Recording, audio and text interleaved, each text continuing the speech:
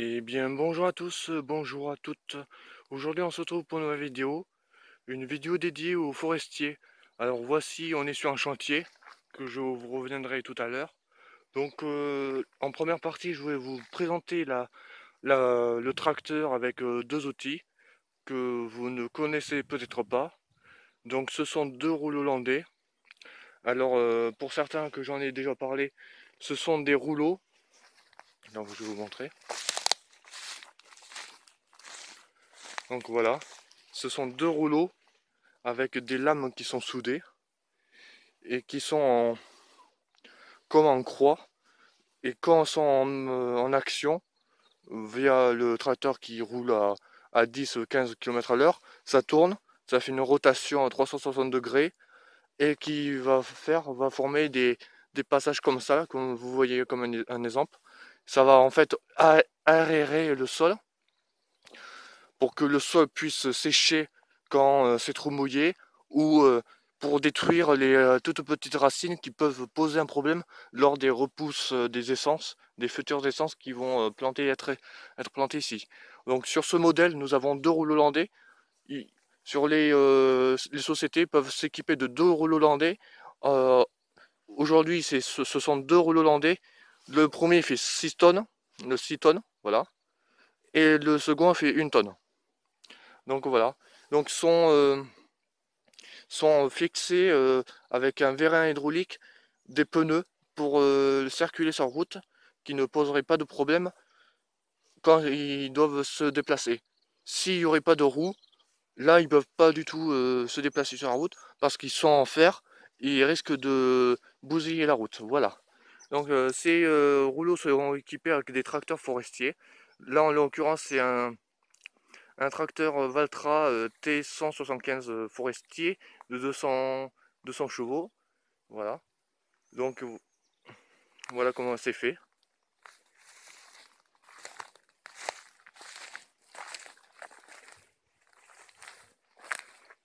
Donc voilà, il y a deux rouleaux pour travailler un peu plus vite et gagner du temps.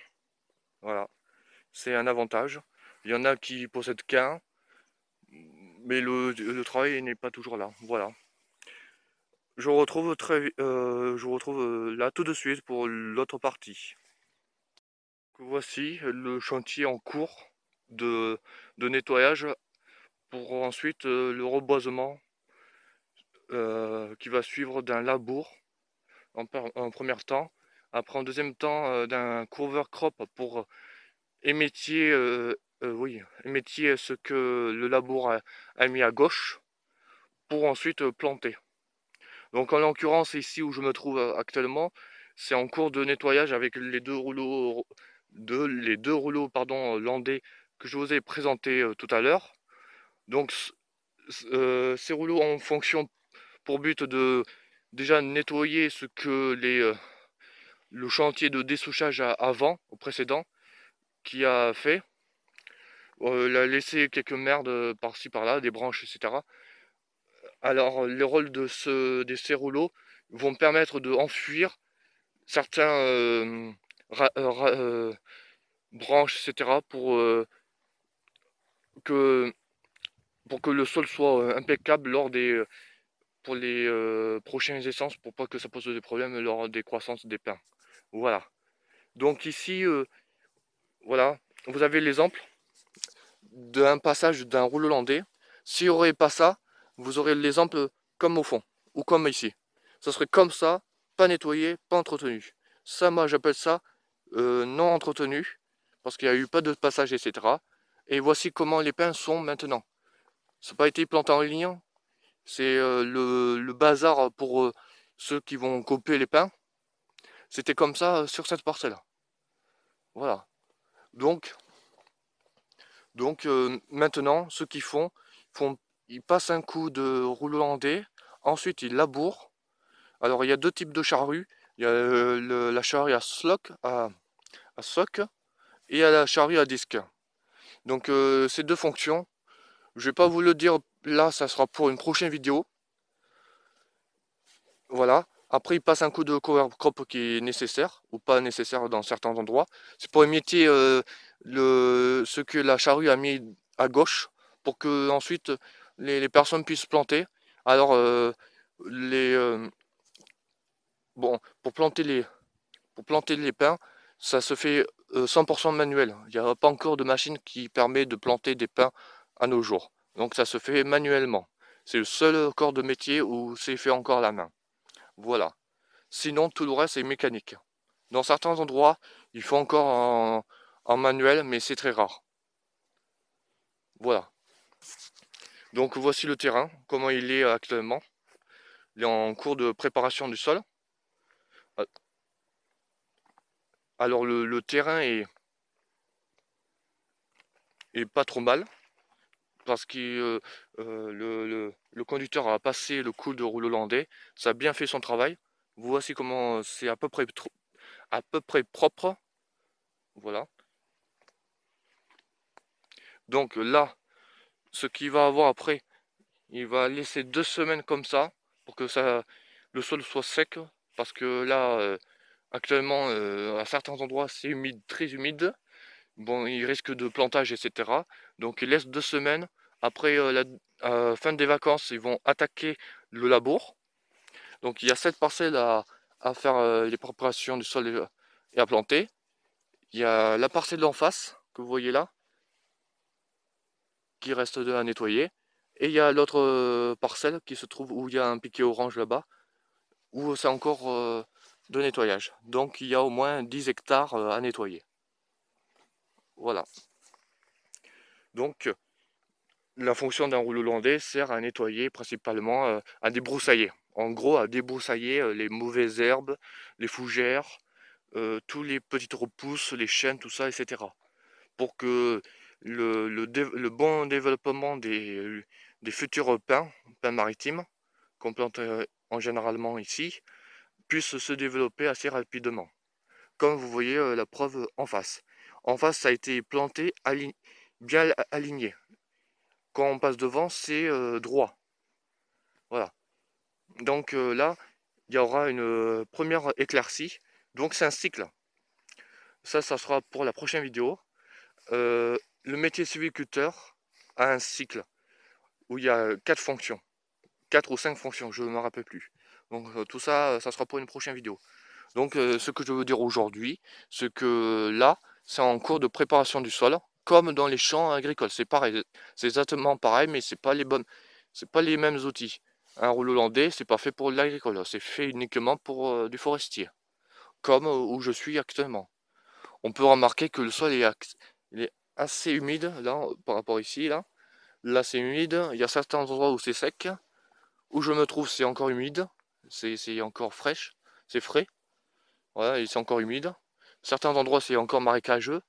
Faut que pour que pour que le tracteur avec la charrue puisse venir ici, il faut que ça soit minimum sec pour qu'il puisse le partir labourer. Alors maintenant la technologie se développe assez rapidement. Tous les tracteurs forestiers sont équipés de GPS pour faire les lignes droites des charrues, de la charrue, pour faire les sillons droits, pour que ensuite les gars derrière puissent planter au fur et à mesure.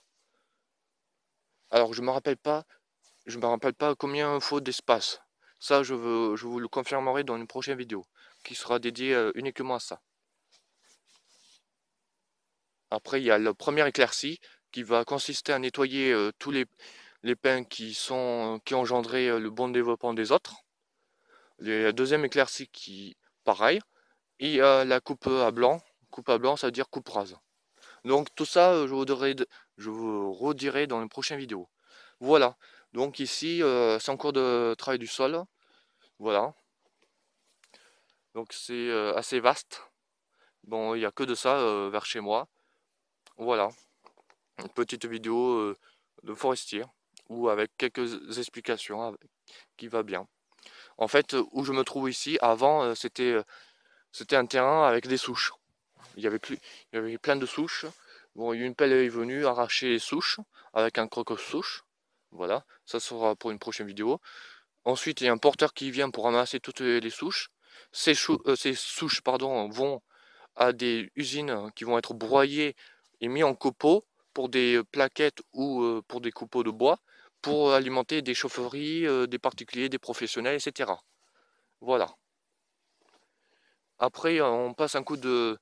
On laisse un mois et demi pour que ça se tasse bien partout.